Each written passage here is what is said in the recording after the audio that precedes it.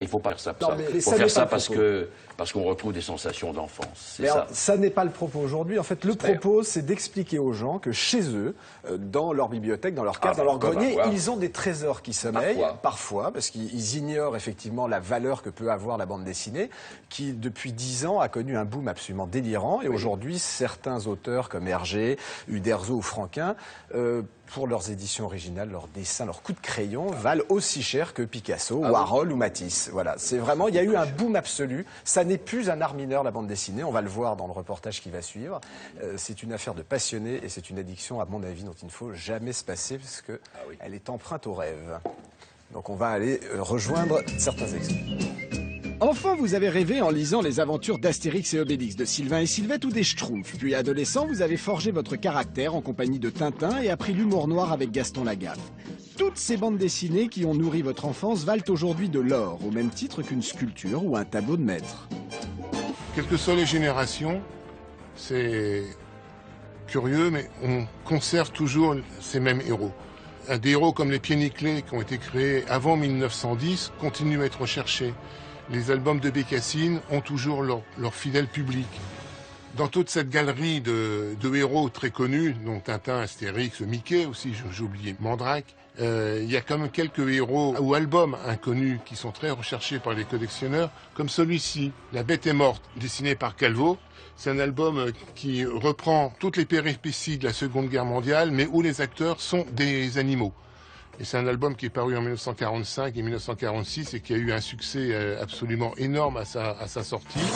La BD est depuis une dizaine d'années un art populaire que l'on s'arrache à prix d'or et dont la Rolls des albums recherchés par les collectionneurs est la mythique seconde édition de Tintin en Amérique. Publiée par OGO, il vaut 60 000 €. Si on occulte Tintin, qui est quand même en tête du palmarès, tout ce qui est issu du journal de Spirou vaut quand même de plus en plus cher.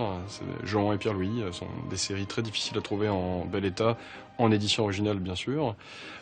Et d'autres séries comme Spirou par exemple, ou certains Tifs et Tondus. Voilà, plutôt des albums des années 50. Quoi. Et là, on peut aller jusqu'à 2 000, 3 000, voire 5 000 € par bande dessinée. Je pense que dans quasiment tous les greniers ou dans toutes les caves sommeillent des petites choses, des petits trésors, pas toujours ceux qu'on croit. En retrouvant ce trésor de bande dessinée qui sommeille dans votre bibliothèque ou dans votre grenier, si vous avez des chances d'améliorer considérablement votre quotidien, vous allez aussi rendre heureux un collectionneur. Il est vrai que la personne qui a collectionné Hergé dans les années 80, aujourd'hui il a des trésors qui c'est mieux que la bourse, c'est mieux que n'importe quel placement. Les prix les plus conséquents, en fait, dans le milieu de la bande dessinée, ce sont très souvent les originaux. Donc les planches ou les dessins, avec 1 330 000 pour la couverture de Tintin en Amérique, c'est une gouache. Après, pour les livres, il y a des gens qui ont conservé leur album. On a, dans la prochaine vente, Tintin au PD soviète, numéroté, un tirage de tête, estimé dans les 20 000 €. Voilà, c'est la petite fille, elle me dit, bah, c'était à mon grand-père.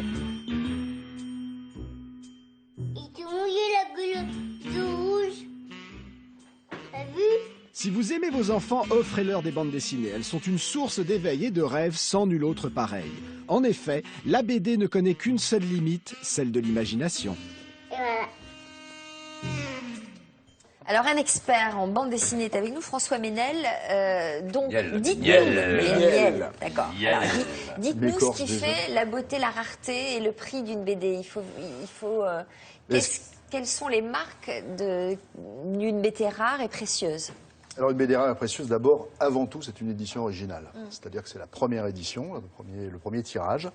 Et comme les BD qu'on a ici, eh bien, nous avons des bandes dessinées qui sont avec des coins bien pointus, des coiffes pas écrasées. Des premiers plats, vous voyez, ça s'appelle le premier plat ici, non frotté. Donc vraiment avec une bande dessinée immaculée. Donc vous voyez le noir par exemple ici qui est extrêmement fragile puisque dans les années 50 quand cette bande dessinée est parue, eh bien c'était avec des techniques d'impression qui étaient relativement frustres on va dire, et pour un objet qui était un objet de consommation courante. Il ne faut pas perdre ça de vue non plus et qui est toujours un objet de consommation courante. Justement, est-ce qu'une BD vendue à plus d'1 million d'exemplaires peut voir sa cote grimper? Oui, parce que Bordelaise. Oui. Voilà, le petit problème avec Léo, vous qui allez tourner régulièrement dans les vignes bordelaises. Parce qu'il faut quand même le faire, trouver un feuilleton pour aller tourner dans les vignes et bien manger. Chapeau. Bah, c'est un gros il faut une volonté d'acier. Il faut beaucoup d'expérience aussi. Oui, alors donc est-ce que c'est possible? Oui, bien sûr. Pour la simple et unique raison, si vous voulez, que plus cette bande dessinée est tirée, plus elle a de succès, plus elle est consommée.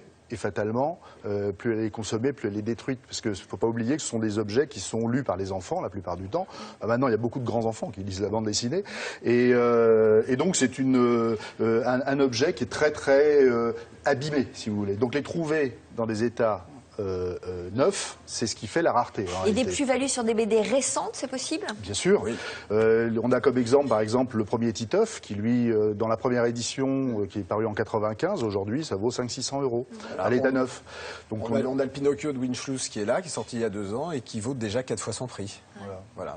Il y a vraiment, il y a une recherche, il y a un marché. Ce qu'il faut comprendre, c'est que les bandes dessinées les plus recherchées sont des années 30 aux années 60 aujourd'hui, parce que la majorité des collectionneurs prêts à dépenser beaucoup d'argent ont entre 55 et 85 ans, donc ils se rachètent leur enfance. Je vous remercie, ça fait très plaisir.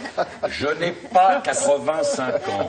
Mais vous avez 55 peut-être. Un peu plus. Bon, juste, on devait expertiser un certain nombre de BD. On n'a pas le temps parce qu'on va recevoir Jean-Pierre Mariel tout de suite. Alexandre, il y a beaucoup de personnes qui se sont adressées. Moi, je propose qu'on refasse une chronique là-dessus et qu'on rejoue l'interactivité sur on a les reçu plein de photos, effectivement, qu'on a mis de côté de vos bandes dessinées rares et on en reparlera bientôt, évidemment, donc dans vous allez revenir nous voir, monsieur Méniel.